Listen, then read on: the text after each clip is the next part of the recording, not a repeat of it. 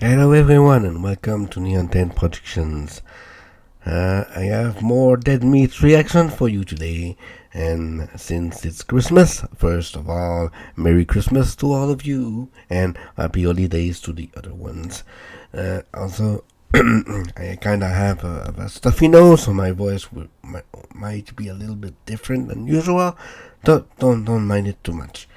Also, I have a special model for today, Christmas Parker, and yeah, cool.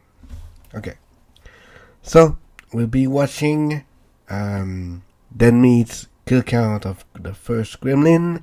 I suppose he will do the second one next week, and will be fun.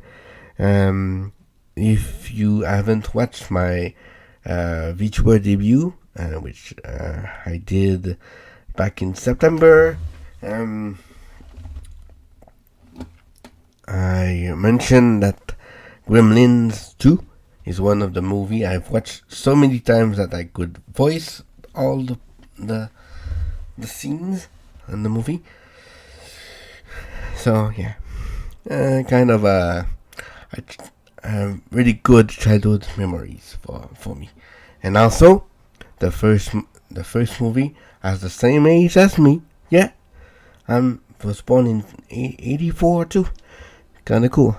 So yeah, okay. So let's go to the layout and watch Dead Meat. Okay.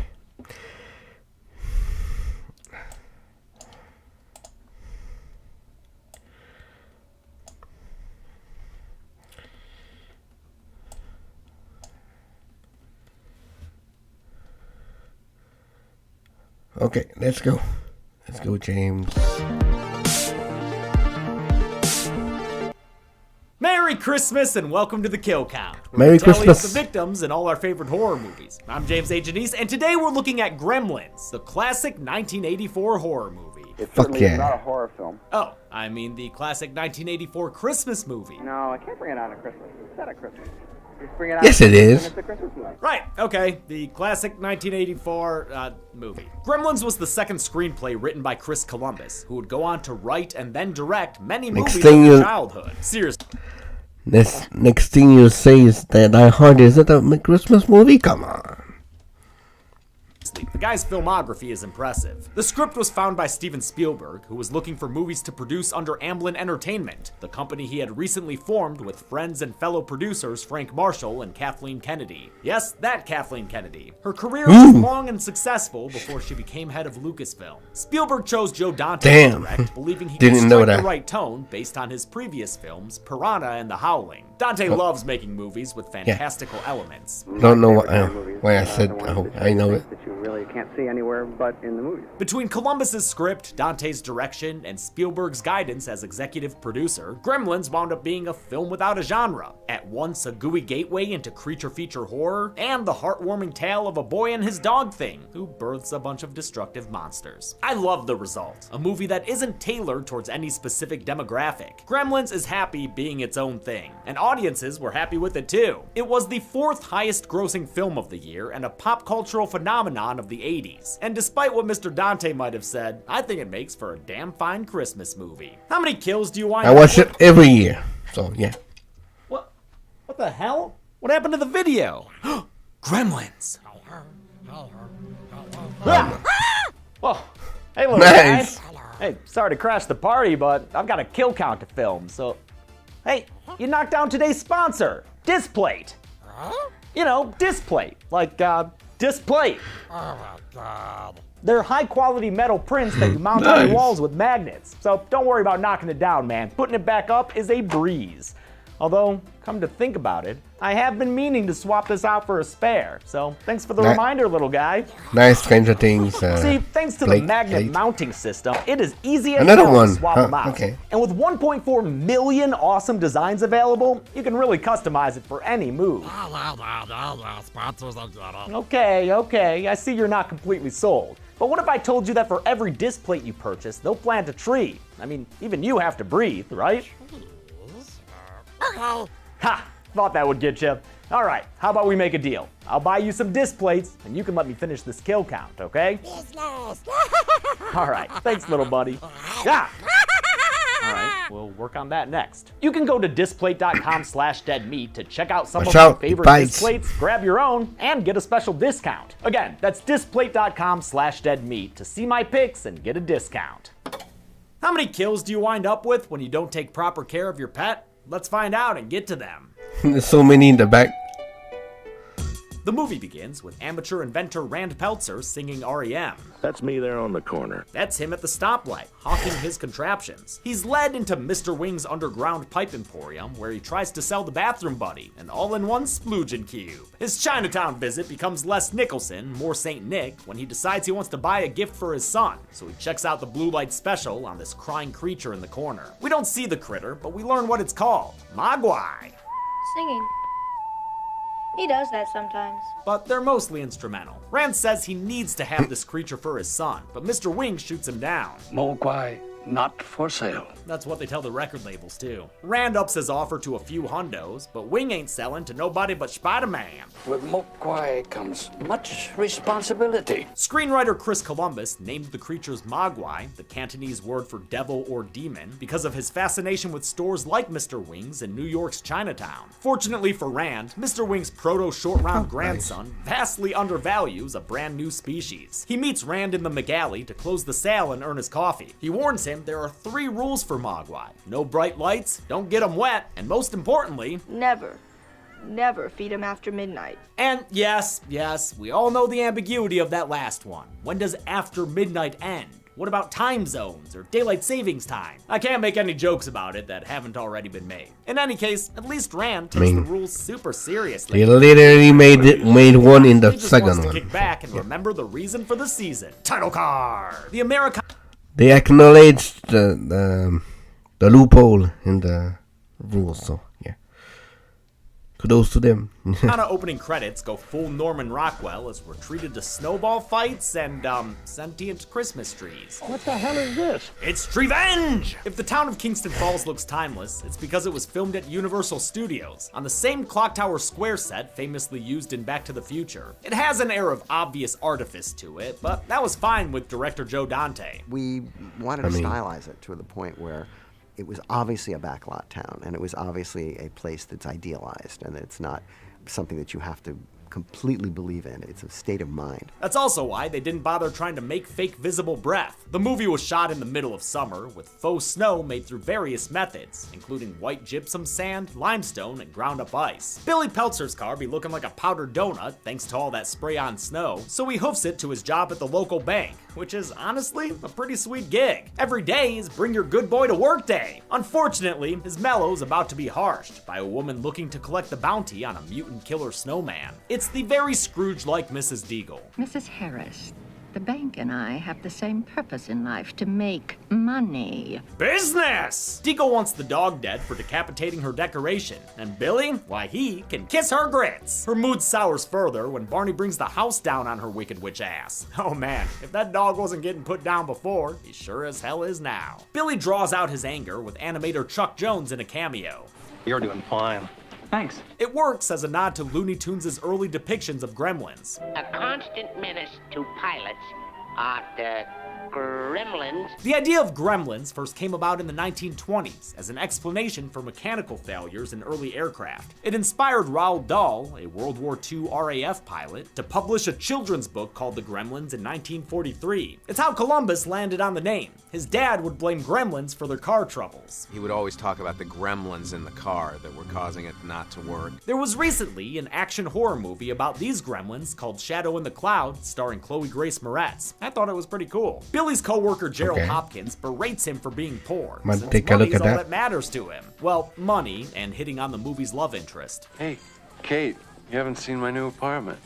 I haven't seen your old apartment. Kate Barringer's not interested in Gerald, maybe because they've done this before. Judge Reinhold had already bothered Phoebe Cates in Fast Times at Ridgemont High 2 years earlier. Maybe he can find his— oh, never mind, that's it, he's out of the movie. Originally, Gerald was supposed to be the third lead alongside Billy and Kate, but Dante decided 3 was a crowd. Glad he did. The deleted scenes with him are kinda weird. Back home, Billy and his mom Lynn suffer through Papa Peltzer's faulty inventions. I love a good bad inventor dad archetype. You got your Wayne Zielinski's, your Stu Pickelses, your crazy old Maurices. It's always great. Rand's inventions were created by production designer James Spencer, who also made the sets, like Chinatown, which was filmed on the Warner Brothers lot in Burbank. Rand comes home bearing a present, a widow baby jump scare in a box. Aw, look at the little guy. He's too cute to function, and Rand's already given him a name. I just call him Gizmo.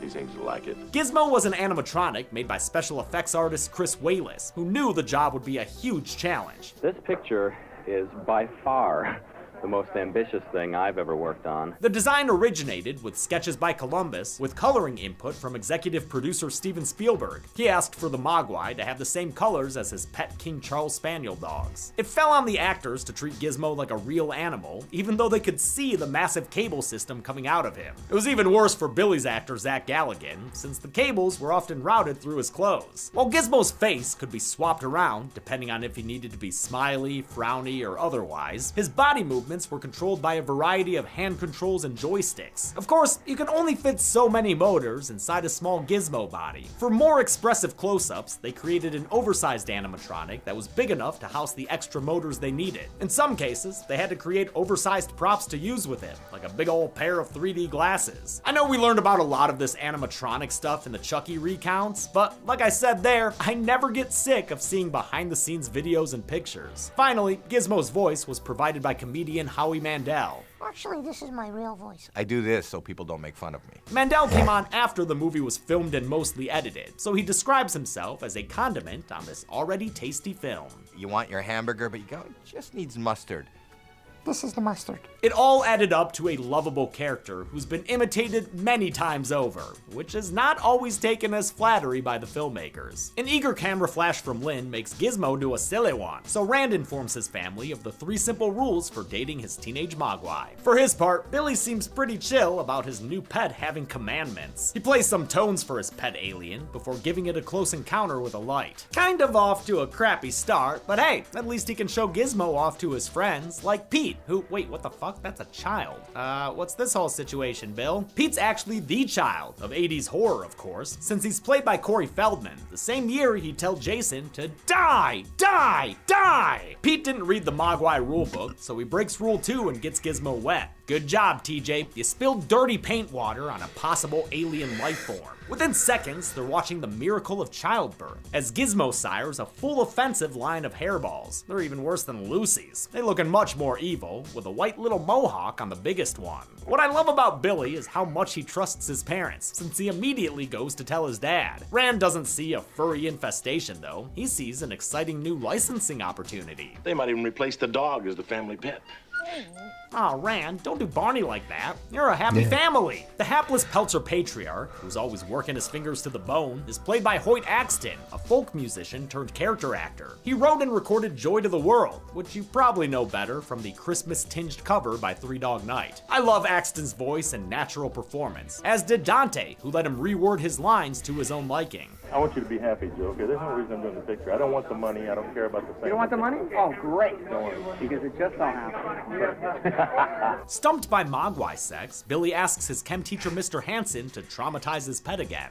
I keep one of these here and run some tests on him. Hansen can't keep his hands off and commits animal rights violations in his free period. Billy leaves school and runs into all-American townie Mr. Futterman. It will remember this. It's Dick Damn Miller, an unforgettable character actor who Joe Dante used in, like, seriously, pretty much all of his films. Miller's also appeared in countless horror movies, including Roger Corman's Bucket of Blood and, of course, Chopping Mall, where he delivered a line that's become very important to this channel. Go ahead and laugh, you guys. But if I ever find little bastards that did this, they're dead meat. His character in Gremlins is, pretty racist. You gotta watch out for the foreigners because they plant gremlins in their machinery. Though Dante's style clearly evokes nostalgia Was the 80s, century so Americana, he never masks over its blemishes no either, cancellation like on obsession that. with turning profit or nasty strains of nationalism. Billy gives back Futterman's Know-Nothing flyer and walks home with Kate, who teaches him the true meaning of Christmas. That's when a lot of people get really depressed. She's not a fan of the holiday, but is a fan of Billy asking her out on a date. Zach Galligan and Phoebe Cates are both great at inhabiting these characters. Him, innocent and crushing hard. Her, depressed but interested. Producer Michael Fennell says they were clear choices during auditions. When Zach put his head on Phoebe's shoulder, it was something between the takes. They weren't reading the scene. We actually thought, oh, look.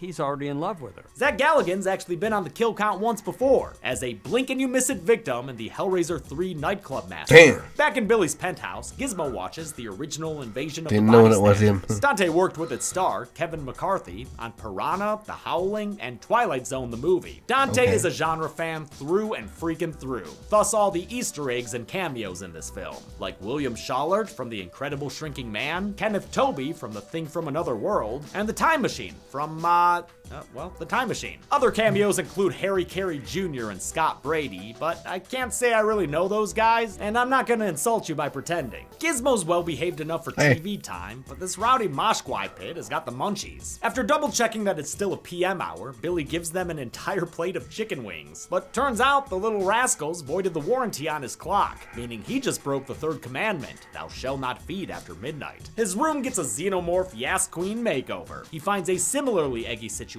with Mr. Hansen's specimen at the school. Later, Hansen hears some rumbling from the creature during a screening of an educational film. It's Hemo the Magnificent, directed by legendary old Hollywood filmmaker Frank Capra. Capra also made the slightly more famous It's a Wonderful Life, which gets its own cameo, as well as a direct visual reference early on when Billy is running through the streets of Kingston Falls. Mr. Hansen thinks the hobgoblin isn't itself when it's hungry, so he feeds it a candy bar. It doesn't go over well.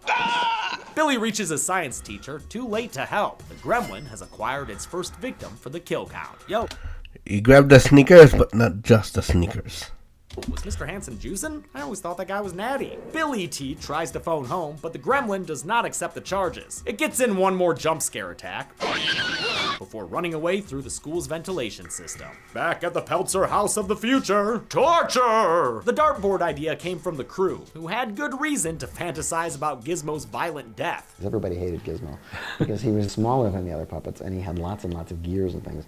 And many things to go wrong, and so he would break down all the time. Yeah, Gizmo was fragile as hell, since there were so many complicated animatronics and such a tiny body. When Gizmo broke, you could hear it. Like, he would turn and then you'd hear like, pa-ping, and like a spring would pop in his ear. The delays were frequent and lengthy. One time, it took so long to fix him, the crew literally fell asleep on set. I turned to Hoyt one time and I was like, what do you think, 6 hours? He's like, I think more like 8 hours. And they'd be like, that's about a 7-hour delay. And we're like, we tied. Unfortunately for the Peltzer clan, Papa's out of town, trying to sell his inventions at a gosh dang sight gag convention. Oh look, Steven Spielberg, riding around since his leg was in a cast at the time. There's also another guy who's supposed to be dressed like Joe Dante in his directing outfit. Even I didn't get it. With Rand experiencing sweet misery, first stuck at the convention, and then later in a blizzard with Popeye the Cigarette Man, Mrs. Peltzer's alone in their house, and cut off when the gremlins continue their telephobia. Lynn arms herself with a knife before finding the monsters munching the heads off her cookies, a possible reference to the character's original fate. Columbus's original script was way more horror and R-rated. The gremlins ate an entire McDonald's worth of people, Barney the dog was also eaten, instead of just getting strung up in Christmas lights, and Lynn the mom was straight up decapitated. It was really tough, tough stuff. Billy's mother's head was cut off and it rolled down the stairs. I'm glad she doesn't die, because Lynn kicks major ass. She starts by getting one gremlin into a Peltzer brand mixing bowl. That'll get him added to our separate gremlin kill count. That's right, I'm doing what I shall dub the Zoran Tremors protocol and counting gremlin kills, but keeping them separate from humanoids. Another gremlin makes sure the dish is... Okay, cool. Will be more interesting that way because there's not that much kills in these movies, but yeah, cool. Are done, man. Good ideas. It attacks with fine china in its hands and a steel rod in its arm. Lynn counters with an old-fashioned stabbing, and by old-fashioned, So what the fuck? That was really dark. The other possibilities. What the fuck? I mean excessive. Damn, Lynn. She continues the Great British Beatdown after the last Paul Holly hoodlum tosses her cookies. Lynn sprays him with CDCs and puts him in the oh-no zone. She then brings an urban legend to life with great green globs of greasy, grimy gremlin guts. Wow, that is graphic. Gremlins was rated PG by the MPAA because back then, the only ratings they gave were X, R, PG, and G. Complaints were made about the violence in Gremlins, as well as in the similarly PG-rated Temple of Doom. So Spielberg suggested they created a PG-13 rating. 2 months after Gremlins' release, it was born. Mrs. P grabs a second knife to dual wield, then claims the life of an innocent breakdancing robot Kinda and cool. turns walnuts into floor nuts. Yeah, maybe you should be working on this sentient pine tree epidemic, Lynn. Billy runs in to find her trimming the tree the hard way. Quick, Billy, the sword! That's right, no one messes with the Knights of Columbus. There's nothing better than a gremlin skull roasting on an open fire. Really warms the frontal lobe. The only surviving gremlin is the big mohawked leader Stripe. He makes his feelings and sinus infection known before Sally Hardistying out the window. In earlier drafts, Gizmo turned into Stripe, but Spielberg liked Gizmo too much and suggested he stay a good guy. The upside was, this probably made for a better movie. That really turned the movie around and made the film sort of much more accessible to an audience and much more emotional. The downside was they had to deal with the faulty Gizmo animatronic the entire film instead of just the first act. It was much easier dealing with the Gremlins, who were often simple puppets. That's why they have longer arms, so they can be controlled with rods. You see the same thing in Chucky's design in the TV show. His arms are a little longer, since the faster TV schedule required more use of rod puppetry. Early on in Gremlins production, they tried to use a rhesus monkey in a gremlin mask. They bailed on that idea when the monkey kept pooping everywhere. Despite their different behavior, Chris Walas had to make it clear the Mogwai and Gremlins were related. They had to, in many ways, be opposites, cute and cuddly and scaly and nasty, but still had to be two sides of the same character. The giant ears of both creatures, partly inspired by tarsiers, provided that biological link. They also helped make the puppets look more animated and convey emotion, since their face. Question, guys. Have you ever wondered what would have happened if Gizmo would have turned into a gremlin? Would it just be a good gremlin, or I don't know? Kind of means question I'm always ask myself. Faces were mostly static. Billy drops his mom off at the doctor's and out of the film, which always makes me sad. She's such a cool character. At least she stays alive long enough to look over Sidney Prescott 12 years later. Billy starts to track the hairy head honcho and wait, I gotta talk this out. When is a gremlin actually wet? Clearly, Stripe walked through the snow, but apparently that wasn't enough. Barney went in for a taste earlier, and Mogwai are always spitting at each other, so I guess saliva doesn't count either? They addressed the time zone thing in the sequel, but what about the wetness, Joe? What about the wetness? Anyway, Billy tracks Stripe to the local Y, evidently designed by F.W. Murnau. Gremlin! There's a place you can go, I said, Gremlin! When you wanna make mo, you can swim there. And I'm sure you will hatch many back-ache sacks in no time. This is what we all came to see, folks. A whole ass army of destructive little guys. Look at them go. They marched through the street of a miniature town in stop motion, which was used out of preference and practicality. We have stop motion in the movie because I love stop motion, and there were certain things that we just weren't going to be able to do any other way. Specifically, he's talking about making the Gremlins walk. There's so many of them, but the technology didn't exist yet, which is why you never see them lifting their legs and taking steps. It was easy to solve this problem for Gizmo, though. They just stuck him in a backpack most of the time. The next targets for the Gremlins are Murray Futterman and his wife Sheila. She's played by Jackie Joseph, the first person to play Audrey in the original Little Shop of Horrors. That movie also featured Dick Miller and was made by Roger Corman, Joe Dante's filmmaking mentor. Murray loses his battle with the Red Skeleton Hour and puts on his Bane coat to check the damage. What the hell is that? Why, that's the Gremlin Rag! The now iconic Gremlins theme was composed by Jerry Goldsmith, who won a Saturn Award for his Gremlins score and appears in this movie at the Cameo Convention. Goldsmith was a prolific composer whose work in horror included Alien, Poltergeist, and the Brendan Fraser Mummy. Dante wasn't sure at first about the demented, mischievous merry-go-round music, but in the end realized what was obvious. This is the perfect sound for these evil but lovable little bastards. I mean, look at how much fun they're having in there. They give the Futtermans a new bay window, but despite what it looks like, do not kill them. They both show up in the crazy-ass sequel. The Gremlin gang creates chaos around town, causing traffic accidents and committing mail fraud. When that's not enough, they're willing to do a full-on murder. But first, Mrs. Deagle, let me carol at you. Wow, these little guys pick up human culture fast. She flees them, but they've somehow set her stair lift to Mach 1. She does not have a Holly Polly holiday as she goes up the world's longest staircase and straight to the moon, Alice. That's one small step for Mogwai, one giant leap for old bad kind. The police see this happen, and when faced with the prospect of evil gremlins, cut loose and break bad. Frank, I really think we should go now. It's kind of funny. Do I should start the car? Because I'd really like to go back to the station now. Yes, that's Jonathan Banks, freaking Mike from Breaking Bad and Better Call Saul. He'll need to get cleaning this Santa Claus after the gremlins kill him while the cops do absolutely nothing. That'll get him on the naughty list for show.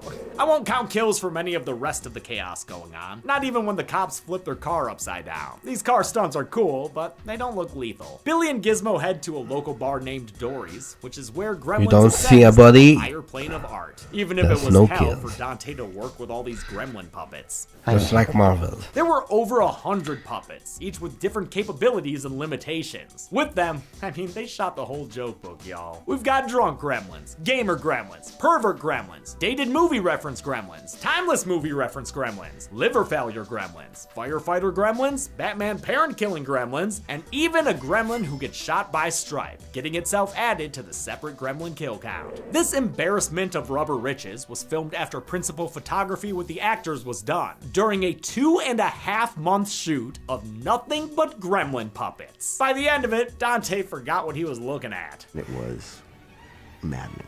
It was just maddening because after you've been staring at these puppets for all this time, you just can't tell whether they're looking real or they're not looking real. The bar scene alone took a week to shoot, probably because Dante posted a list of gags on the wall that anyone could add to if they had a funny idea. The only main cast member involved in this part of production was Phoebe Cates, since Kate is somehow stuck serving these custom monsters. She gets tired of these shitballs not tipping and figures out the rule about bright lights. It takes her a minute, but she gets her Oprah shot, and sends a gremlin swinging from a fan headfirst into a light-up bar sign. She escapes the bar and meets back up with Billy, and together they retreat to the bank. There, Kate delivers the most amazing monologue I've ever heard in a so-called kids movie. Phoebe Cates kills it as Kate explains why she hates Christmas. The worst Kinda thing that ever infamous. happened to me was on Christmas. One year, her dad dressed as Santa and tried to surprise her family by coming down the chimney. Instead, he broke his neck, and his body wasn't found until days later. It's heavy as hell, man, and ends with an all-timer punchline. And that's how I found out there was no Santa Claus. Both the studio and Spielberg wanted to lose this pitch-black comedic moment, but Dante dug his heels in. He and Columbus thought it made the movie twisted and unique. On the face of it, it's ridiculous. And so the audience doesn't really know whether to laugh or to cry. And that was exactly what I was looking for. And in fact, it encapsulates to me the whole tone of the movie Gremlins. Billy, Kate, and Giz realized the knee-high mischiefs of stuff. Again, they acknowledged it in the sequel and tried to make another joke, but this time really for laugh. So, yeah. Away to the movie theater. They're watching Snow White and the Seven Dwarfs, and have taken such a liking to it, they already know the words. Well, two of them at least. Billy decides he has to do something and sneaks inside the theater, just as Stripe decides to sneak out for some snacks. Yum, yum. Stripe and most of the Gremlins were voiced by Frank Welker, a prolific voice actor, maybe best known as Fred and Scooby from Scooby-Doo. His voice was previously on this show as Shao Kahn at the end of the OG MK. Weak, pathetic fools. In no time flat, Billy turns this into... Wasn't he also Megatron in the Transformers? Pretty sure it was him. entire theater into a bomb. Man, what was Mr. Hansen teaching those kids? I guess how to get a high score on the kill count. Now, even in 4K, it is hard to count every gremlin, especially back there in the cheap seats. But I paid Josh for many reasons, and in addition to editing, he's done me the favor of counting 150 gremlins in the movie theater who meet their final destination when it blows up. That includes all the little fuckers in the theater, plus 6 in the projection booth, counting that shadow, and 3 on the reels. Rest in flames, gremlins. We hardly knew most of you, but you were probably little bastards. Oh, except that guy. Go blue! Before the lovebirds can catch their breath, they realize they didn't exterminate the species. Stripe has survived, and even worse, he's been radicalized! Billy takes some sugar, baby, and swings away to the final showdown as Kate and Gizmo post up in the security room. Stripe's first plan is to try streaming Billy to death. Hey guys, please like, subscribe, and pour water on me. Thank you! After hiding in the Easter egg section, Gizmo's bastard gets his claws dirtier. He hurls saw blades and continues the saw theme by riding away on a red tricycle. That lures Billy into a trap where he's shot by a baseball machine, like you were training to be a hockey player. There's a lot going on in this sequence, and every shot took a small army of technicians to pull off. Believe it or not, the leather stripe moment, where the gremlins pulled away by a chainsaw, was thought up by Zach Galligan on set mid-shoot. And I said, oh, look, you got the Texas Chainsaw Massacre homage there. And he goes, yep, there you go. And I said, wouldn't it be cool to have a baseball bat chainsaw fight? That would be awesome, wouldn't it? And he goes, that would be awesome. Billy's doing less awesome, though, so Gizmo tags in. By God, it's a Mogwai and a Barbie dream car! Gizmo speeds towards Stripe, who's going forth to multiply. Better get there fast, Giz. Just try not to scare the dog, okay? Shit, what did I just say? Poor Barney, or rather, poor Mushroom, the actor dog. The dog in the movie was convinced that this creature was alive. Aw, that makes it even cuter when he licks Gizmo's ear. Also makes me think Frances Lee McCain wasn't acting when she had to hold back Mushroom in this shot. What is it? No. It's your new pet. Come on, Barney, be a good dog. And of course, one time Mushroom bit the animatronic, which broke it and caused a delay. While Gizmo feeds his need for speed, Stripe's drinking at the Fountain of Life to spawn more evil offspring. Before he can finish mutating into a Ninja Turtle, Gizmo scores some style points by launching off a shovel ramp. Whoa, what the hell kind of batteries were in that thing? The plan still works, because Gizmo wins this multiversus battle by yanking the blinds open. Wow, he hit that ceiling hard. Sorry, buddy. Proving sunlight's the best disinfectant, Stripe starts dissolving into street trash. Oh hey, welcome back, Rand. Bet you sure was glad when you saw the dawn. Somebody turned on the light, and it caused Stripe to melt down to Frank Cotton status. It's a wonderful Christmas gift / Christmas trauma for the Peltzers to witness. Now Billy and Kate truly are perfect for each other. The family gathers round the tree to reminisce about destroying an entire species, but Mr. Wing shows up and spoils the fun with some harsh words for Western civilization. You do with Mogwai what your society has done with all of nature's gifts. Wing demands to take Gizmo home with him, though Billy still gets a farewell. Bye, Billy. Bye, Gizmo. See you in the sequel, little guy. The movie ends with more world-weary narration from Rand Peltzer. He says if dead meat videos have been playing slow lately, try poking around your router. There just might be a gremlin in your house. But how dangerous is that gremlin to you and your woof woof? Let's find out and get to the numbers. Oh, Jesus, the numbers. The worst thing that ever happened to me happened at the numbers. Oh God, it was so horrible. It was September 2022. I was 30 years old. I was going through the kill count schedule for the month, and I saw that we had an opening. Should have thought I about figured, it. hey, why not let Zoran fill it? You know, as it's like a wedding gift. He was so happy. A week went by, and then I got the script. It was funny, you know, in like that Zoran kind of way. But I stopped laughing when I saw the kills. I refreshed the Google Doc, just hoping that it was some kind of mistake, but there it was. 4,000 kills from some stupid, mostly off-screen prank. And that's how I learned that the Kill Count Championship would be lost forever to fucking Dude Bro Party Massacre 3. we've seen this on the channel. If you haven't watched it.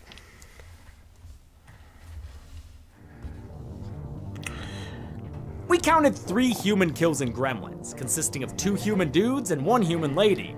Not a very interesting human kill count, which is why we also counted 157 gremlin kills. Altogether, that makes 160 victims. And funny enough, Gremlins were only responsible for 4 of them. Lynn Peltzer had 3 kills, Kate had 1, Billy bagged 151, and the final kill was because of Gizmo. With a runtime of 106 minutes, that gave us a human kill on average every 35 1/3 minutes. Gremlin kills, on the other hand, averaged once every 40 1/2 seconds. I'll give the Golden Chainsaw for coolest kill. Oh.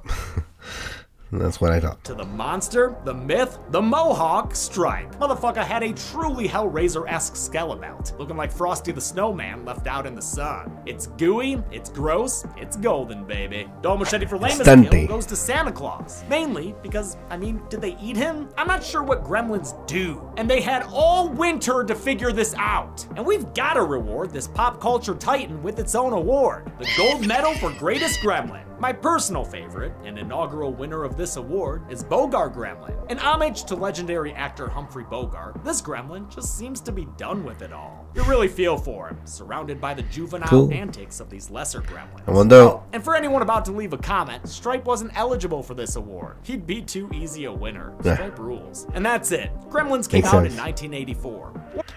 In the first one, Stripe was probably the most unique one, but yeah, we know how the sequel will go, so most of them will be different. I wonder which one James will choose. We'll see next week. Warner Brothers wasn't sure what to make of it, but Spielberg vouched for Joe Dante's vision. It paid off, and Dante is still grateful to this day. Every scene that comes up is sort of like, wow, we got away with that. 6 years later, he'd make a sequel that is somehow even more unhinged. I'll show you next week, but until then, I'm James A. Janisse.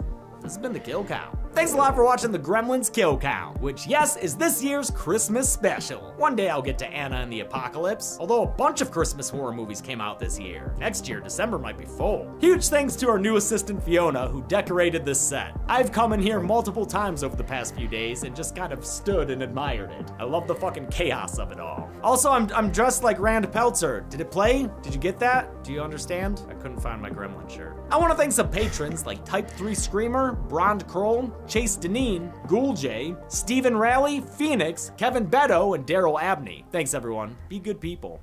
Well, okay. So, yeah. One of my favorite movies. Well, not favorite movies, but yeah, favorite childhood movies, I should say. Yeah, I love it so much.